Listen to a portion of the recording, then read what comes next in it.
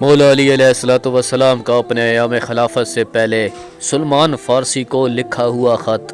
اما بعد، صرف یہ بات یاد رکھو کہ دنیا کی مثال سانپ کی سی ہے،